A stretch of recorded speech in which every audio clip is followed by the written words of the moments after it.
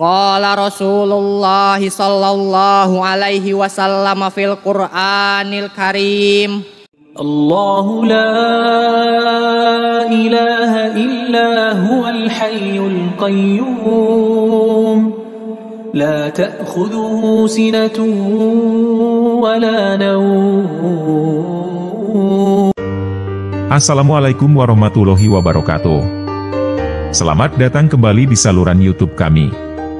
Pada video kali ini, kita akan mendengarkan terjemahan dan tafsir ringkas tentang kebenaran Al-Quran adalah benar-benar wahyu Allah.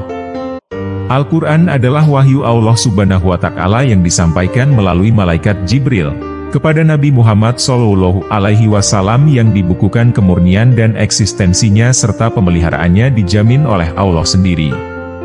Untuk memahami Al-Quran dan mempelajari ajaran Islam dengan sempurna, langkah pertama yang harus dilakukan adalah dengan memahami isi kandungan Al-Quran dan mengamalkannya dalam kehidupan sehari-hari. Al-Quran merupakan kalam Allah yang bernilai mukjizat, yang diturunkan kepada Nabi Muhammad SAW. Dengan perantara malaikat Jibril, diriwayatkan kepada kita secara mutawatir, membacanya termasuk ibadah dan tidak akan ditolak kebenarannya.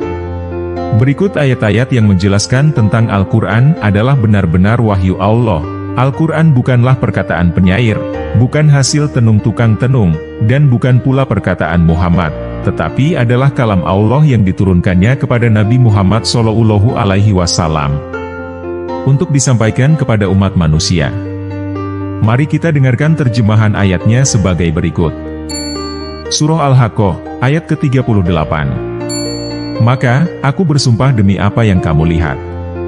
Semua yang diuraikan pada ayat-ayat di atas belum terlihat oleh manusia, maka kelompok ayat ini menegaskan tentang kebenaran informasi Al-Quran dengan bersumpah menyebut wujud yang terlihat maupun yang tidak terlihat. Maka aku bersumpah demi apa yang kamu lihat. Surah Al-Haqqah, ayat ke-39. Dan demi apa yang tidak kamu lihat. Dan demi apa yang tidak kamu lihat dari ciptaan-ciptaanku. Allah menegaskan kepada orang musyrik Mekah dengan bersumpah dengan makhluknya, baik yang dapat dilihat, diketahui, dan dirasakan dengan panca indera maupun tidak, bahwa Al-Quran yang diturunkan kepada Muhammad itu benar-benar wahyu darinya. Al-Quran bukan perkataan Muhammad atau perkataan yang diada-adakan Muhammad kemudian dikatakan sebagai firman Allah. Surah Al-Haqqah, ayat ke-40.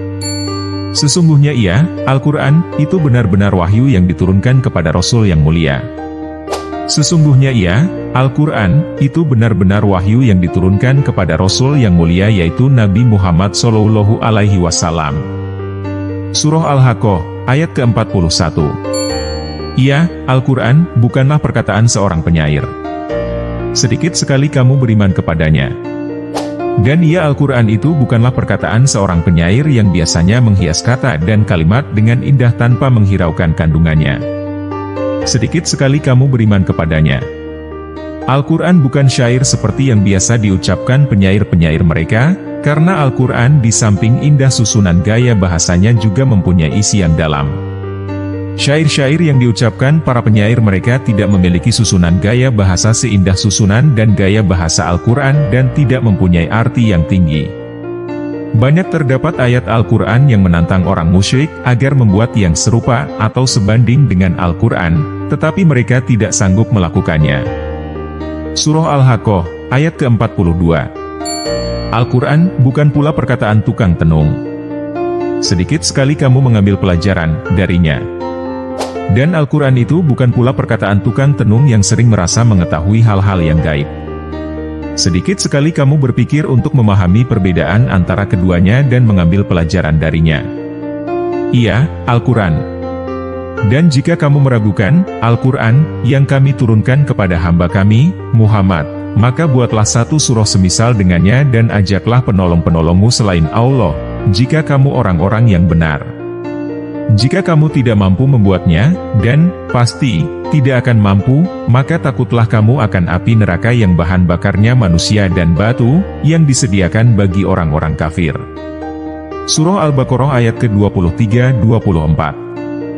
Surah Al-Haqqah ayat ke-43. Al-Quran itu diturunkan dari Tuhan semesta alam. adalah wahyu yang diturunkan dari Tuhan seluruh alam. Diturunkan sebagai bentuk kasih sayangnya kepada seluruh alam. Peringatan Allah kepada Nabi Muhammad seandainya membuat-buat Al-Quran. Surah Al-Haqqah, ayat ke-44. Sekiranya dia, Nabi Muhammad, mengada-adakan sebagian saja perkataan atas nama kami.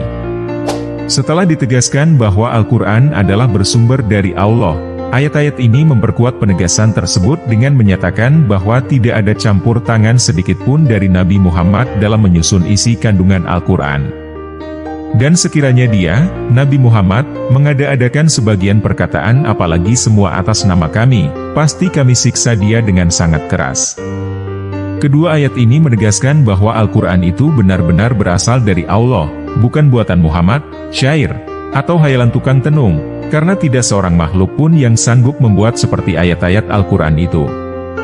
Allah menegaskan bahwa seandainya Nabi Muhammad mengatakan sesuatu tentangnya dan mengucapkan perkataan yang dikatakannya berasal darinya, padahal ia tidak pernah menyatakan atau mengatakannya, Allah pasti pegang tangan kanannya untuk menerima hukuman darinya. Bagi Allah tidaklah berat dan sukar menghukumnya dengan hukuman yang sangat besar sekalipun, karena ia maha kuasa atas segala sesuatu. Surah Al-Haqqah, ayat ke-45. Niscaya kami benar-benar menyiksanya dengan penuh kekuatan. Atau pastilah kami pegang dia pada tangan kanannya. Ungkapan memegang tangan kanan, al-ahzubil yamin, dalam ayat ini merupakan ungkapan untuk suatu tindakan yang dilakukan terhadap orang yang berada di bawah kekuasaan seseorang, dengan maksud memberi hukuman kepada orang itu. Contohnya seperti seorang raja yang memberikan hukuman kepada seorang pemberontak. Dalam ayat ini, ungkapan tersebut dipakai untuk menyatakan bahwa bagi Allah tidak ada suatu keberatan pun untuk melakukan suatu tindakan terhadap Muhammad, kalau ia mengadakan sesuatu yang tidak benar terhadapnya. Hal itu sebagai hukuman bagi Nabi Shallallahu Alaihi Wasallam. Bagaimanapun beratnya hukuman itu. Ayat ini juga mengisyaratkan bahwa seandainya Al-Quran itu buatan Muhammad, pasti akan ditolak oleh manusia dan beliau akan gagal dalam melaksanakan dakwahnya. Kenyataan yang terjadi adalah sebaliknya, Muhammad diterima oleh orang-orang beriman karena mereka percaya akan kebenaran Al-Quran. Dan ternyata pula bahwa agama Islam makin hari makin berkembang. Surah Al-Haqqah, ayat ke-46. Kemudian, kami benar-benar memotong urat nadinya. Kemudian yang lebih mengerikan lagi adalah pasti kami potong pembuluh jantungnya sehingga dia tidak akan hidup sekejap pun.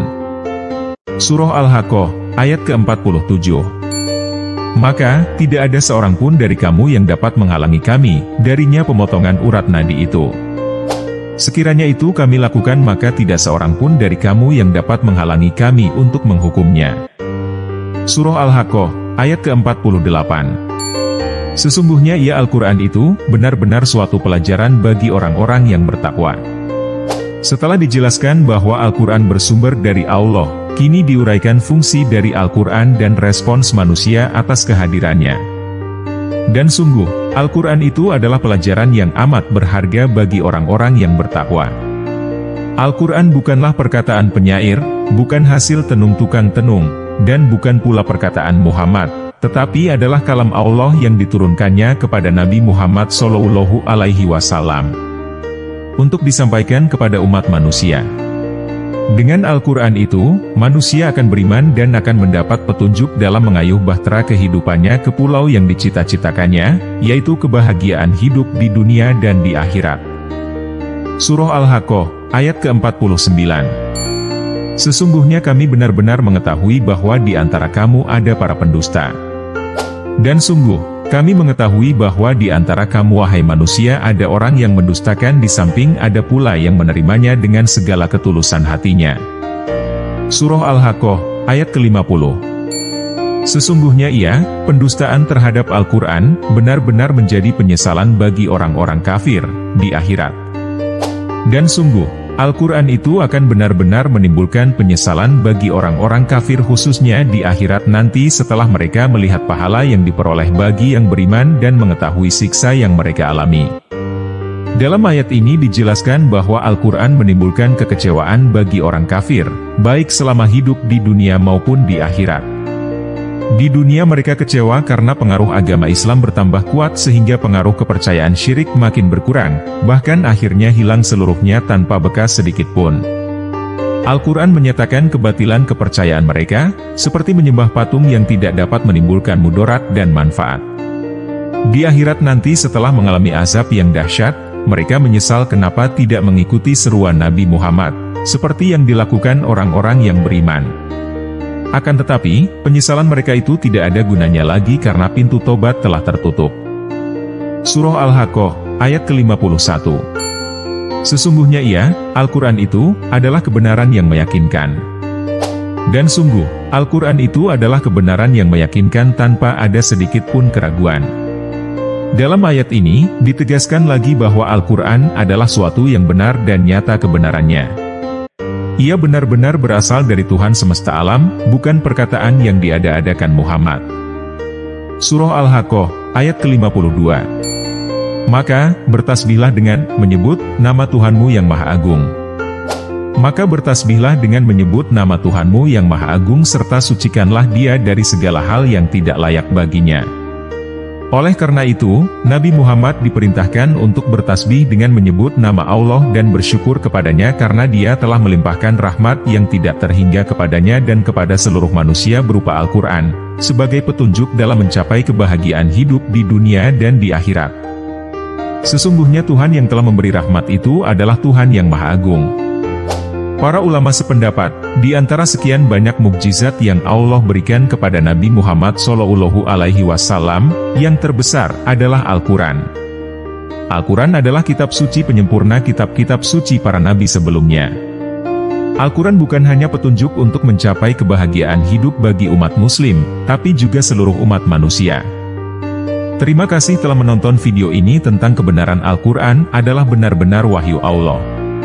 Semoga konten ini memberikan manfaat dan pemahaman yang lebih mendalam tentang makna dan pesan di dalam Al-Quran. Jangan lupa untuk like, bagikan, dan subscribe ke channel kami untuk mendapatkan konten-konten Islami lainnya. Sampai jumpa di video berikutnya. Wabillahi taufiq wal hidayah. Wassalamualaikum warahmatullahi wabarakatuh.